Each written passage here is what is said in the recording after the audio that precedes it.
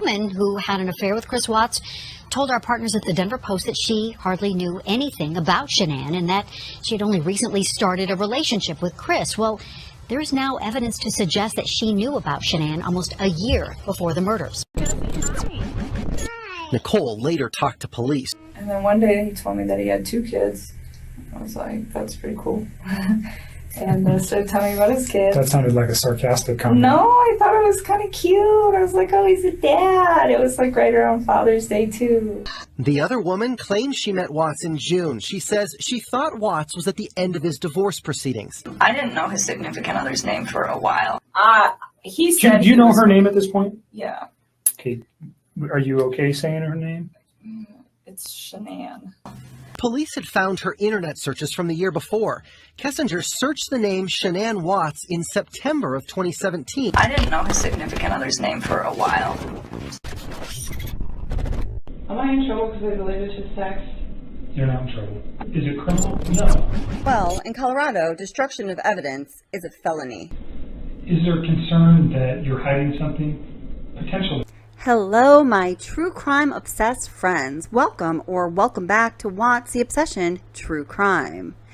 This video is going to be about Nicole Kessinger, Chris Watts' former mistress, and what she clearly had to have known about Chris Watts, his family life, about Shanann Watts, about their family, and about Shanann Watts' pregnancy all throughout the entire time she was dating Chris Watts. And we know this because we are going to go through an itemized audit of the discoveries, official timeline of events for the crimes Chris Watts was convicted of killing his wife Shanann, who was 15 weeks pregnant, his 4-year-old daughter Bella Watts, and his 3-year-old daughter Cece Watts. How disgusting. We are going to look at every time Nicole Kessinger is mentioned, or that event in the timeline focuses on Nicole Kessinger. We're going to take a look at what she did, what was she up to, and there were many a times when she was doing Google searches for a number of different things, including looking at Shanann Watts' Facebook page. Well, what would she have found on that date when she looked at the Facebook page? So I went back through the archive that I have kept of Shanann Watts' complete Facebook page, the way it was when she was tragically killed, and I pulled every single post that Nicole Kessinger would have seen that would make you say, and guys, I haven't seen all these posts all together since right after this tragedy happened 7 years ago now, and when you take a look at this, you are going to be astonished. We're also going to take a look at the call that was made to Chris Watts from the Frederick Police Department around 2 in the morning. It would be the morning now of Tuesday, August 14th, which is in the early morning of the day after Shanann, Bella, and Celeste went missing. And it was a really weird phone call. He didn't answer the phone. He called back. And it just so happens that at that time, he was also on the phone with Nicole Kessinger. Well, you can determine some interesting things by looking in that situation, so that's exactly what we're going to do. Before we get into all of that, there are just a few things you need to remember about Nicole Kessinger and how she behaved after this tragedy happened and in her interactions with law enforcement during her 5 recorded interviews over the course of a couple weeks. And nobody can tell you about Nicole Kessinger better than Nicole Kessinger herself. So I'm just going to let you listen to this. So, Like all of it. because we don't have it on tape, we discussed prior to turning the tape on Tuesday, which would have been the 14th of August, you had read some newspaper articles on the 13th and the 14th that regarded this case. You had also had a conversation with Chris at some point during the day on Monday. And on Tuesday, because of what you found, specifically what you said was, and don't let me put words in your mouth, but you found out that his wife was pregnant. Yes. And you did not know that prior. And you found that out via the newspaper articles, and that caused you concern. Well, I just realized that he was lying to me, and I was like, well, if you can lie to me about this, what else are you lying to me about? And it made me realize that maybe his wife was in danger at that point, and it was day 2, too, and she still wasn't home. What did that cause you to do with your phone, though? Oh, what, when I deleted those? I was just kind of grossed out by him, to be honest with you. I was just like, I don't know what's going on right now, but you just lied to me, and I don't want to see this come over my phone anymore. So I removed it. So you you already said, but you removed text messages? I deleted all of his stuff because he lied to me. I mean, that's what it was. It was the hurt that made me delete it. And then it was the lie that made me start questioning everything else he'd been telling me for the last few days. And that's when you decided to come forward? Yes. Okay. So what she's saying right there is pretty clear. No, she didn't know that Shanann was pregnant. She doubles down on it in that little excerpt right there. Apparently, according to her, she just found out Shanann was pregnant after Shanann, Bella, and Celeste went missing. And it's only due to the news articles that she read when people were looking for the family that she found out about the pregnancy. And that is why she deleted all of Chris Watts' text messages. In fact, she removed any trace of Chris Watts from her phone. It's because of the hurt and the lies, because he lied to her, because she did not know that Shanann was pregnant. Yeah? And then she triples down on it in this very same interview. So you guys never had a conversation about the child, period? I didn't know at all. All right. And by your words, if you did know, you would have ended the relationship. Well, because it wouldn't have made sense to me that he's like, I'm getting separated. Oh, by the way, I have a baby on the way. It's like, That's 15 weeks. You are a liar. All right, Miss Kessinger, it's on. Anyone who's following this case wants to know exactly who is lying about what. So let's discuss the background of the context of the relationships here. Let's start at the beginning, but when you're talking about this case, where is the beginning? Nobody really knows, so I like to refer to the beginning as being the beginning of the official discovery timeline. So we go to the very first event on the discovery timeline. And for those of you that watch this channel, you've probably heard me talk about this before, and if you haven't, you might be surprised that the very first event on the discovery timeline is Nicole Kessinger's search for Shanann Watts on September 1st of 2017. Now, why is this so crazy? Well, that's because Chris Watts and Nicole Kessinger say that they didn't start dating until about 9 months after this Google search for Shanann Watts' name was made by Chris Watts' mistress, Nicole Kessinger. Now, it's important to know that the detective who authored the discovery's timeline, Detective Prill, was the detective who was really most on to what was actually going on in this case. He was on to Nicole Kessinger. He knew that this relationship between Nicole Kessinger and Chris Watts was a key element in the commission of the horrible crime of taking the lives of Shanann, Bella, Celeste, and baby Nico.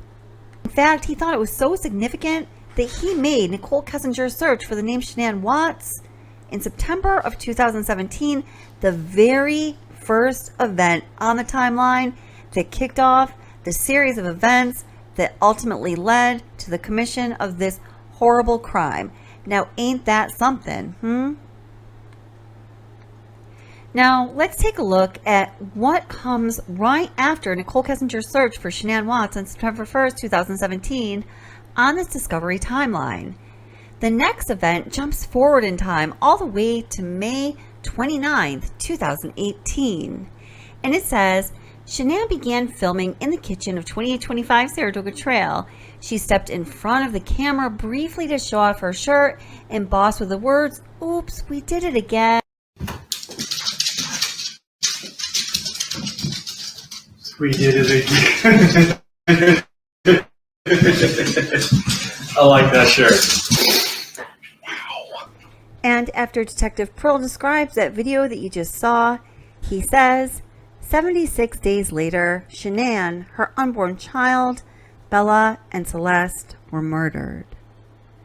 So, the first three things on this official discovery timeline that he makes a clear connection between each of them are Nicole Kessinger's search for Shanann Watts months and months before Chris and Nicole Kessinger apparently ever started dating. Then, Shanann announcing to Chris that she's pregnant and his reaction. And then, 76 days later, the murders of Shanann, Bella Celeste, and baby Nico. So, let's try to fill in some of the space between these three things. And you may already know as well as I do, when you do flesh out the space between these three things, you're going to find a lot of answers to the questions that we have long held for 7 years now since this horrible event occurred. We're going to find answers to questions that are longing for resolution in the sense of achieving complete justice for the victims. And that is why we have to continue to talk about this case, these facts, and ask the questions, the hard questions. Daddy. Cece, say hi. Say hi, Bells.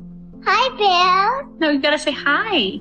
Hi. Somewhere in that space between Ms. Kessinger's search for Shanann Watts in September of 2017, Shanann announcing her pregnancy to Chris Watts on May 29th of 2018, and the murder of the family 76 days after Shanann announces her pregnancy to Chris Watts, is a time when Chris Watts and Nicole Kessinger's relationship began.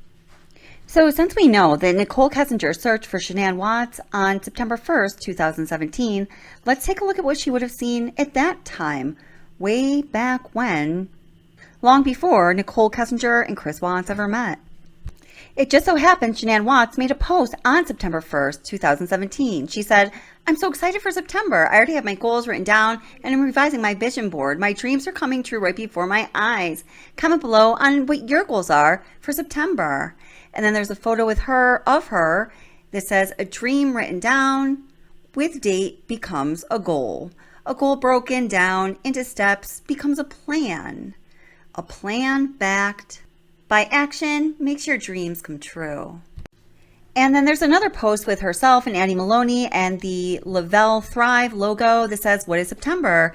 Dream big, work hard, never stop believing." September 2nd at 9 p.m. And then there's a phone number for a phone call. So these two posts obviously have to do with Shanann's involvement in the MLM Thrive by the company Lavelle. And we all know that Nicole Kessinger seemed to have absolute disdain for Shanann's, so-called job. Now, also when she Googled Shanann Watts on September 1st, 2017, and she would have come across her Facebook page of all else, it was public, she would see this post from August 28th, 2017. And it says, "Late dinner date with my amazing supportive hubby. He rocks and couldn't imagine life without him. Hashtag boss couple, hashtag thriving couple, hashtag power couple, hashtag forever." So of course, if someone was looking at this, they would see that at least from the wife's perspective, this marriage is very happy. The two are going out on a date. And I wonder if Nicole Kessinger had her sights set on Chris Watts way back in September 2017. What do you think? She would have likely also seen the picture of Shanann and her daughters Belle and Celeste, along with her friend Christina Meacham and her daughter from August 2017, just looking happy, hanging out with friends, with her daughters. And she would have also seen this post of Shanann looking really fit. We know that Nicole Kessinger was really into fitness back then, not so much now. And this post says, "I have 2 bins of clothes in the basement I couldn't part with. I haven't been able to squeeze into these since 2008. And then she just talks about her figure improving, hashtag sexy back, hashtag love feeling great every day, hashtag energy, hashtag weight management. So anyone looking at this would also see a woman who is very happy in her marriage, looks like she's happy with her family and friends, and also very happy with herself. If she did have her sights set on Chris Watts, Nicole Kessinger, at this time, she probably would have been a little intimidated, don't you think? Now, when Nicole Kessinger looked at Shanann on September 1st, 2017, she likely would have also checked out her Facebook page and seen this post from August 14th, 2017. And the caption just says, "I love this man." That's what Shanann's saying. And it's a really nice picture of Chris and Shanann. They both look great, both look fit, and in my opinion, both look happy. So we know that the first mentioning of Nicole Kessinger in the Discovery starts off the timeline, and that's September 1st, 2017. She's searching for Shanann Watts. But when was the first recorded communication between Nicole Kessinger and Chris Watts? And this is very interesting timing, my friends. Listen careful. That first recorded interaction between Nicole Kessinger and Chris Watts was on June 12th, 2018. And this was a correspondence through email. In the Discovery, the supervisor in Andarko that reported these emails said that these were the only email exchanges he could find between Kessinger and Chris Watts. So on the 12th, Nicole Kessinger kind of nudges Chris Watts through email by addressing his entire team with this email. Kessinger says, "Gentlemen, I spoke with my gas monitor vendor regarding your app access. Our account has been reset. Please continue to use the same credentials you were provided upon receiving your unit. Let me know if you continue to have issues or require anything further. Best regards, Nikki Kessinger."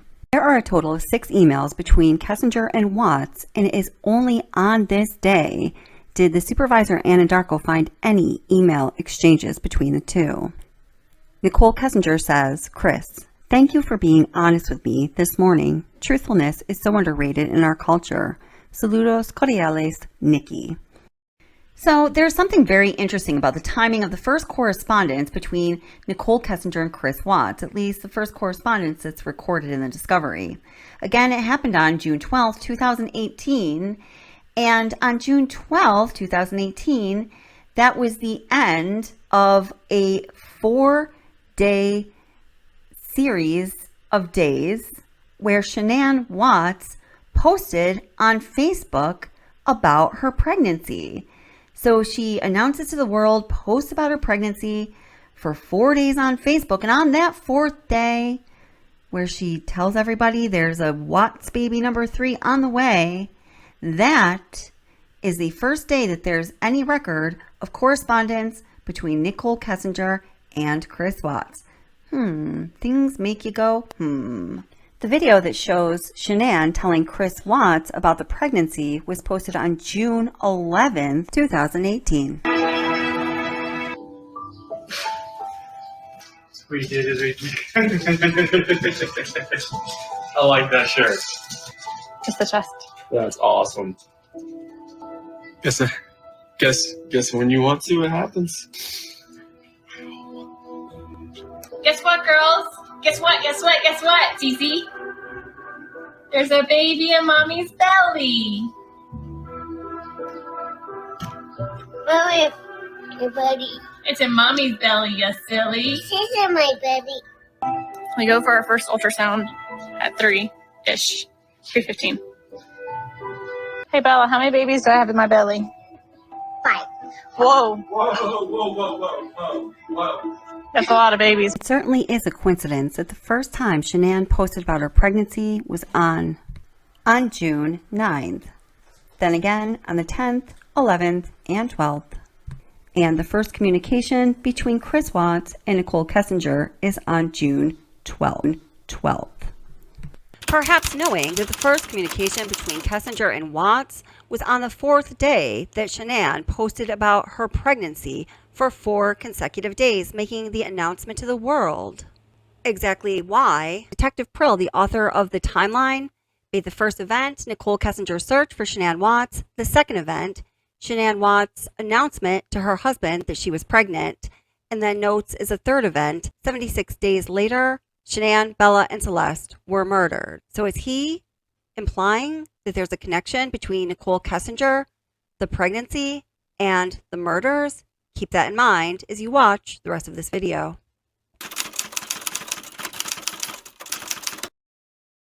Going back to the timeline, we see that on July 7th, 2018, Nicole Kessinger called Watts and they held nearly 2-minute conversation. And then there's a note that says, the first call between the two found on his phone, and this is just after midnight on July 7th. So let's put that into context. We see that just above that item on the timeline at 6:52 p.m. on July 6th, as after Shanann told Watts to call Vivint, quote, before I flip, Watts advised they are sending a sensor to the garage door. I tried moving it like they said, and it didn't work. From what many people understand, Watts was messing around with the Vivint sensors to their home alarm system, so Shanann wouldn't know exactly when he was coming home or leaving, so he could carry out his affair with Nicole Kessinger. Now we see that on July 14th, the note in the Discovery timeline says Kessinger and Watts visited a Mustang museum in Boulder together. Now this was on July 14th, and this is a day that I honestly think they started to put their plan into place to get rid of baby Nico and then possibly even Shanann together. So after that, it says Kessinger called Watts and held a nearly 5-minute conversation. Watts logged on to Facebook.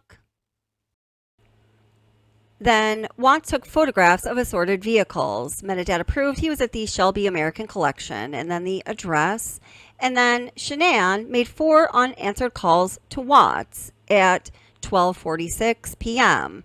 And then at 1:17, Watts answered her 5th call and held a 5.5-minute conversation.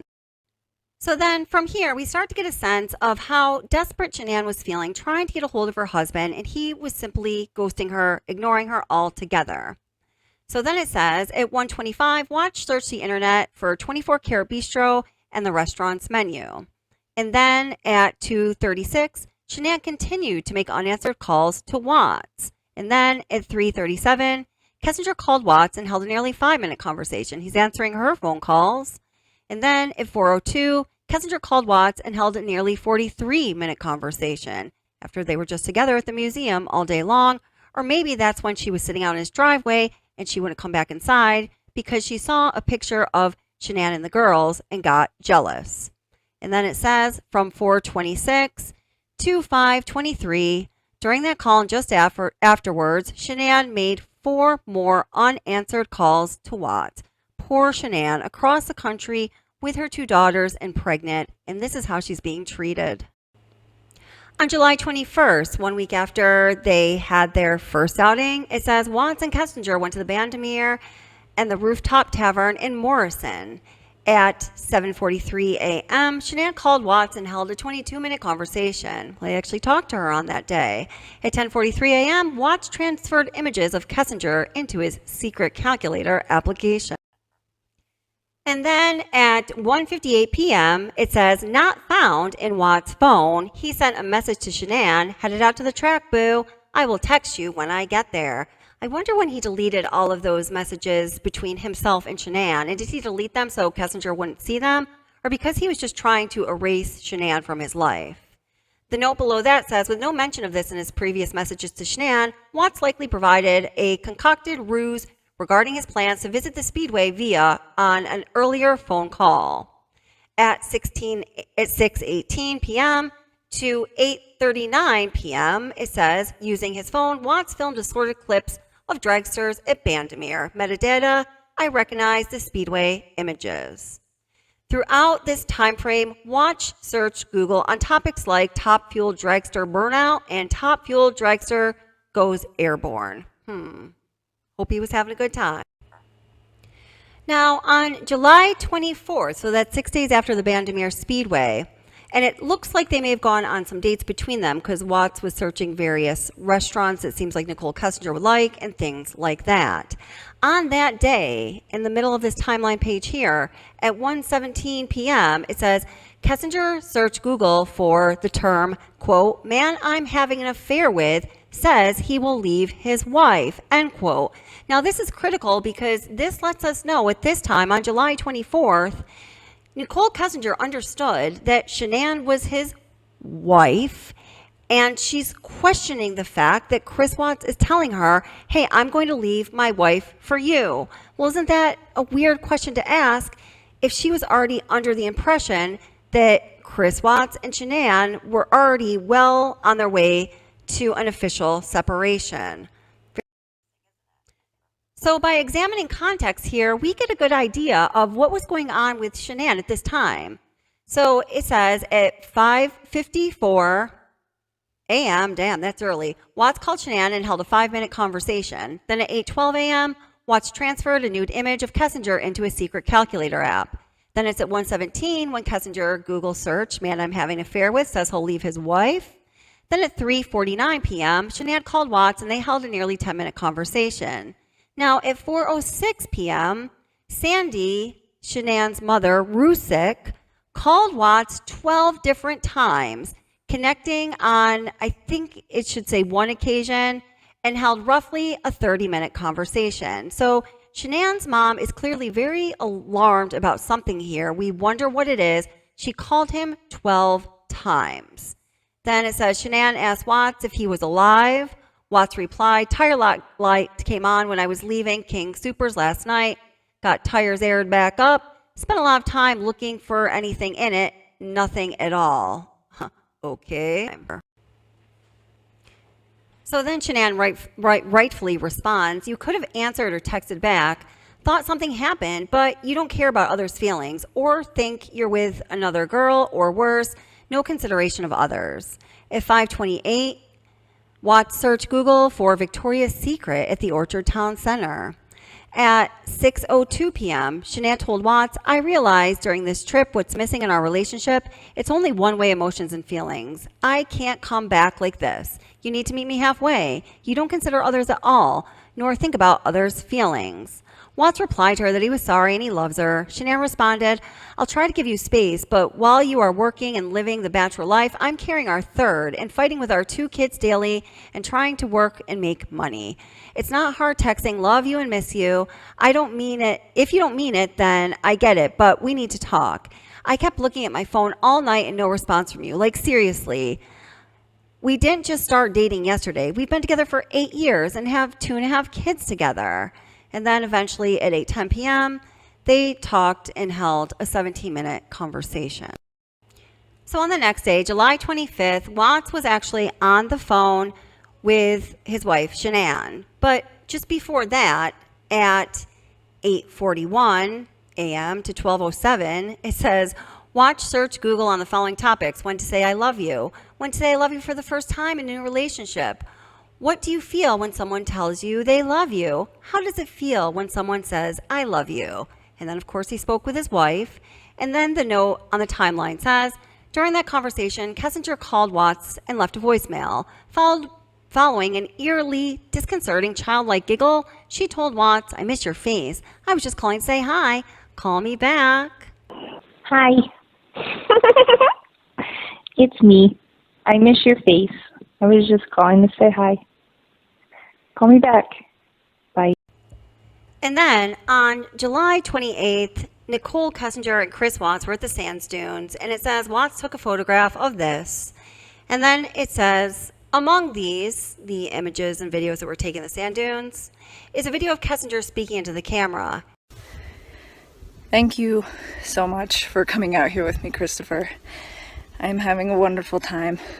You mean a lot to me, and I'm glad that you're having a blast. I am so out of breath. Then on the following day at 4:44 p.m., the note on the timeline says Kessinger called Watts and left a voicemail. Intermixed with her creepy giggles, she asked Watts to call her back. Let's take a listen. Hi. It's me. I guess just call me back when you have a chance. Bye. Okay, so it was then on August 4th at 12:45 a.m., 45 minutes after midnight, it says, for over 2 hours, Kessinger searched Google for wedding dresses. So clearly in the past few days and during the duration of their relationship, things were happening between her and Watts that were leading her to perhaps believe that they were on their way to walking down the aisle together.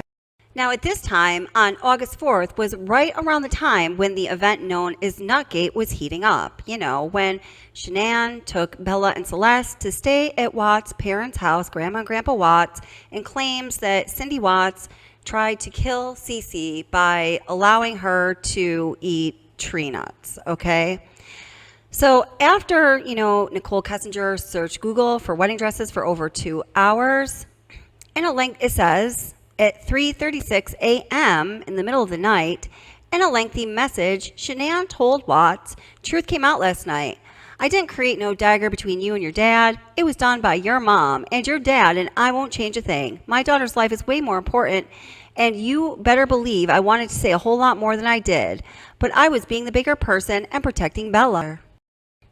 She goes on to say, "I didn't tell your dad to not come to the party. I didn't tell him to not text or call your daughter on her birthday," because the Watts grandparents didn't go to Cece's birthday party. "I didn't tell him to start acting like he only has 2 grandkids instead of 4. I didn't block your family on Facebook. He did. Myself and your kids have nothing to say to them. They do. They owe your kids their life. Your parents' home isn't a safe zone. Your mom isn't safe. You can let them tell you what they want, but I didn't tell anyone to stop loving your kids or stop acting like it. He did that, not me.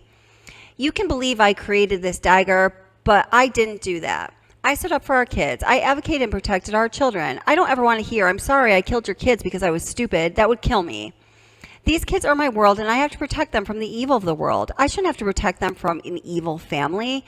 Our kids deserve the same love and attention other kids get, nothing less. I'm not accepting 'I'm sorry' from your mom because she doesn't mean it, and she knew what she was doing. I made it very clear not to eat it around Celeste."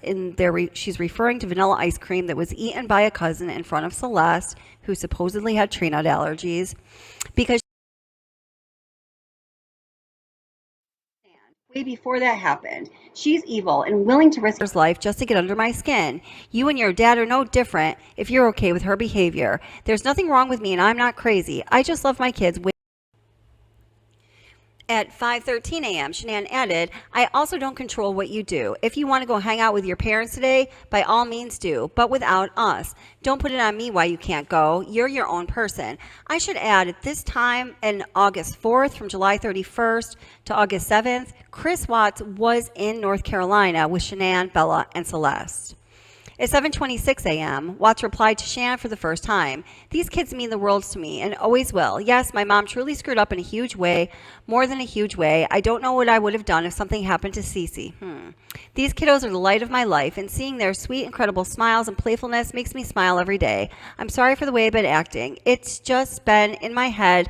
I haven't been right at all."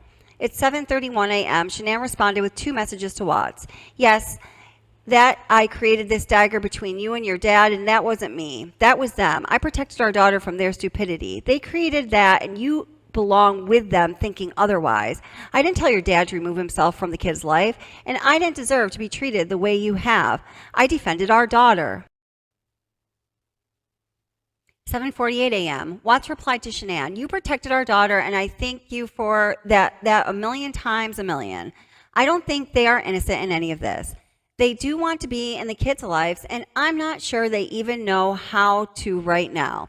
They should have swallowed whatever they needed to and came to Cece's birthday party and called her, and shouldn't have blocked all social media contact with them. I don't care what they do with us, just as long as they love and respect the kids. I'm not used to having a relationship with my dad. I should have called him before it got to this point where it got in my head, and I didn't, and that's my fault." At 8:03 a.m., Shanann responded, "Why should you beg them to be in their life? They pick up the phone and apologize for starters. They show up to her birthday, especially since we were an hour away. They did this. They make the effort. You blame me for this so-called dagger between you and him. Fuck that. You are just like them. Believe what he tells you and move back home where you weren't appreciated when I met you. No one ever protected you from your mom, and someone should have before me. I'm done being the bad guy in all this, especially when I had more balls to stand up for you a long time ago with them.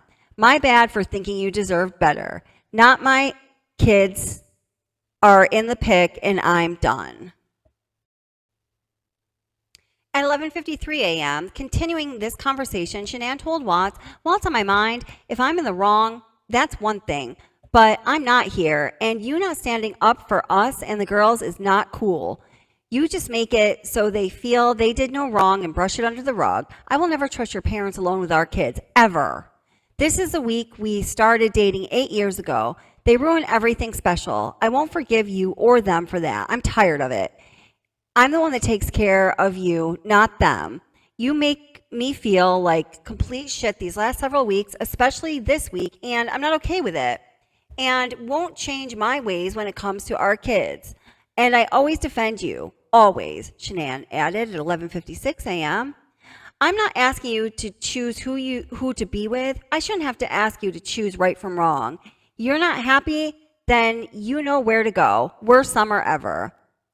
Then at 2:10 p.m., Nicole Kessinger, amidst all of this wreckage between Shanann and Chris, which is exactly, I'm sure, the way she wanted it to be, Nicole Kessinger search Google for Chris Watts and Shanann Watts' Facebook accounts. So on August 4th, let's see what she would have seen when she searched for their Facebook accounts. All right, my friends. Now, this is where the shizzle gets real, for real. So we know that Nicole Kessinger Google searches Shanann and Chris Watts' Facebook page on August 4th.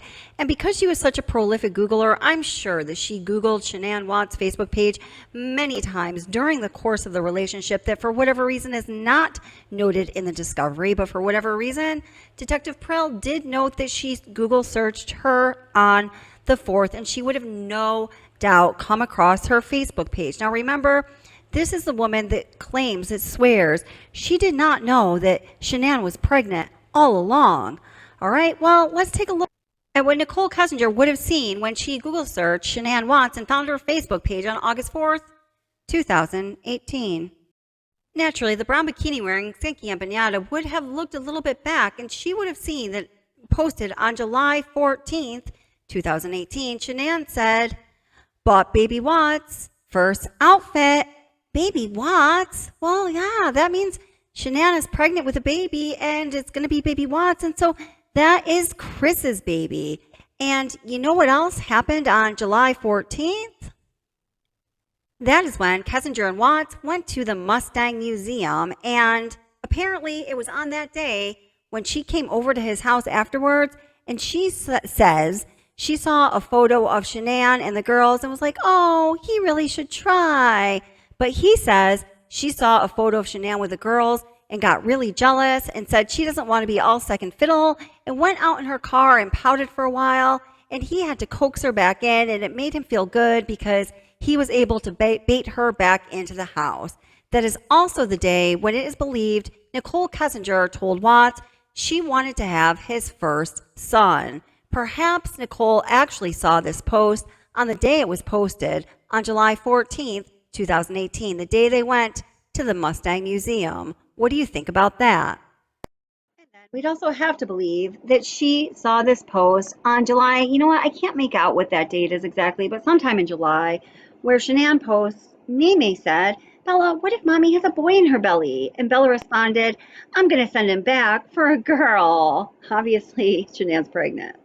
No doubt, Kessinger also would have seen this post from July 11th that says, "I should be worn out from the heat and running around, especially first trimester, going home to color my hair." Well, if you're in your first trimester, think you're pregnant. There's this post from July 16th with beautiful Bella, and it says, "Rubbing her baby," she says. Oh, look at sweet Bella. Nicole Kessinger would have no doubt seen this post when she Googled Shanann Watts and found her Facebook page. Then there's this post from July 16th. Bella, "Mommy, can I rub my baby?" And then in parentheses, Shanann puts "my belly" because Bella is referring to her belly. And then from July 15th, we have a girl and boy's name picked out. Now to see what we are having, find out when I go back to Colorado, get planning, Taylor. So we, meaning her and Chris, and I think that's obvious, have a girl and boy name picked out for the baby.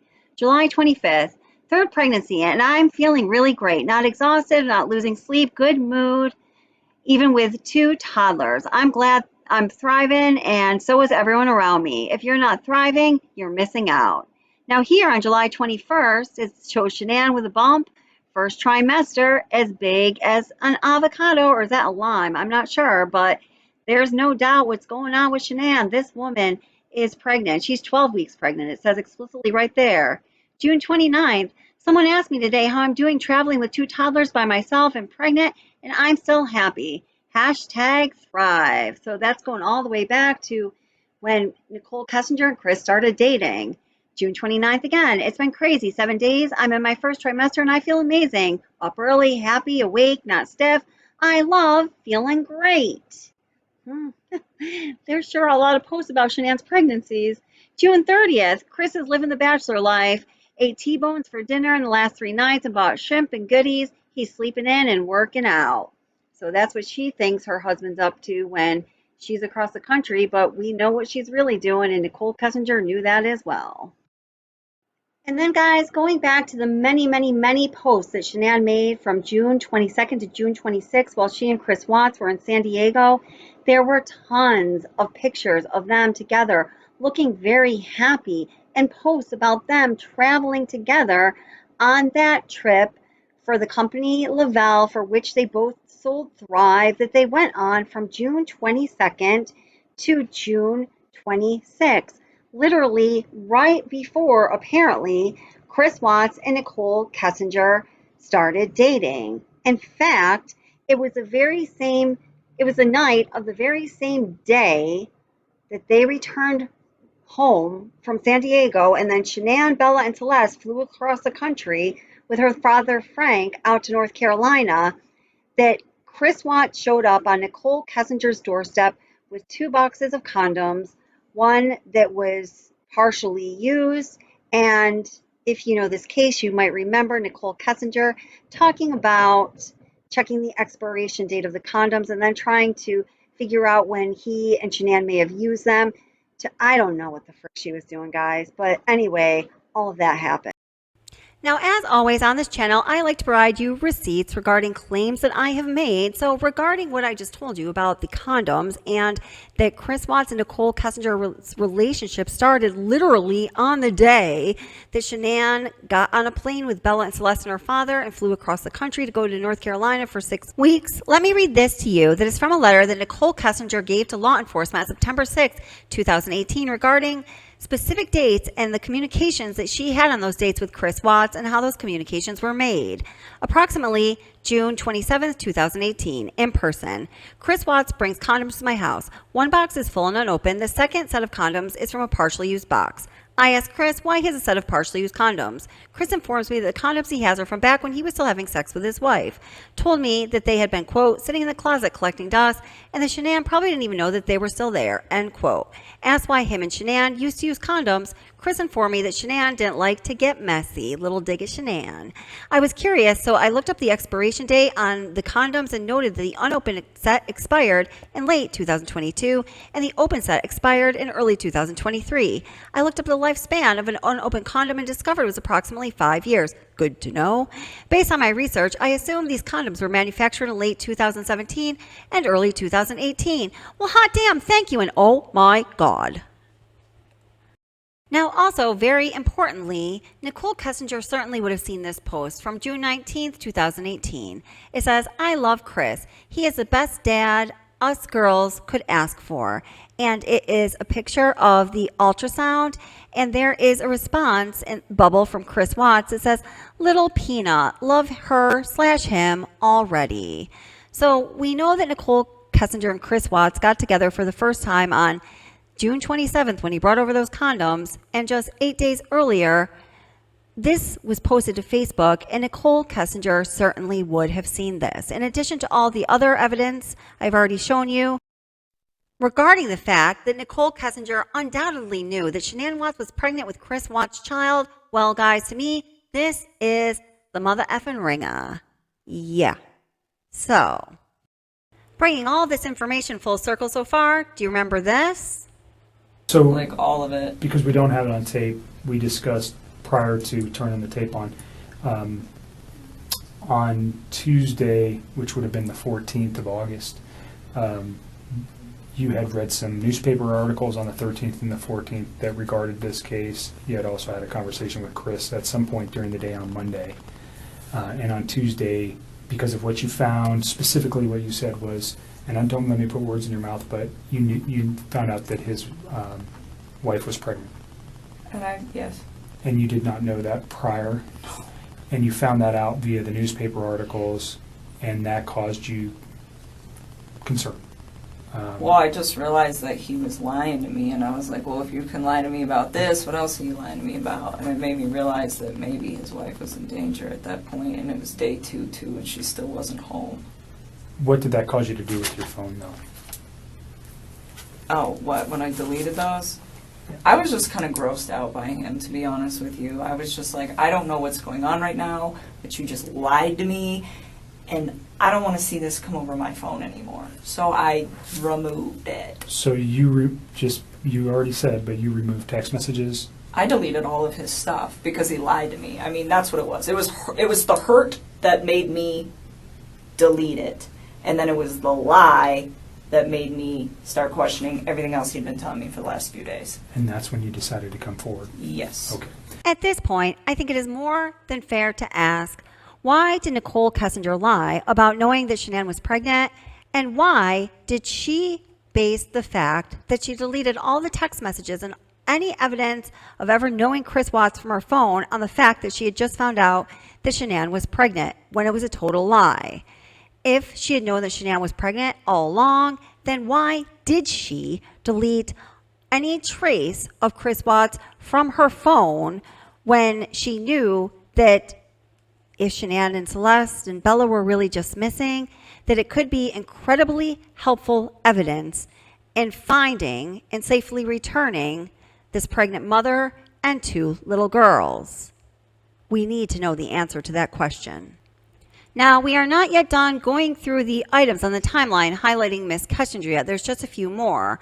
On this date, August 8th, Nicole Kessinger Googles marrying your mistress.